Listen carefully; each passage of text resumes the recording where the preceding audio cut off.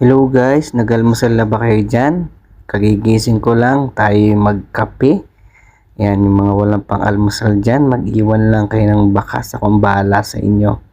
Pag na-like ko yung comment nyo, meron kayong pang almusal. Pang almusal lang guys, at least legit, hindi tulad ng iba dyan, namimigay ng 100k. Pag may camera, pero pag wala na yung camera, binabawi at bibigyan na lang ng 100 to 200.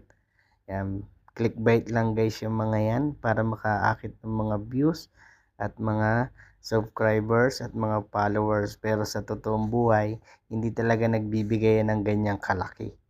Yan, ini-scam lang kayo niyan. At least ako dito, maliit lang aking binibigay pero legit yan. Alam nyo na yan sa aking matatagal na subscribers dito sa aking YouTube. Legit. Maliit pero legit. Walang scam. Yan, may napanood ako yung ibang lahi yung pumunta sa Boracay, namigay ng 100k.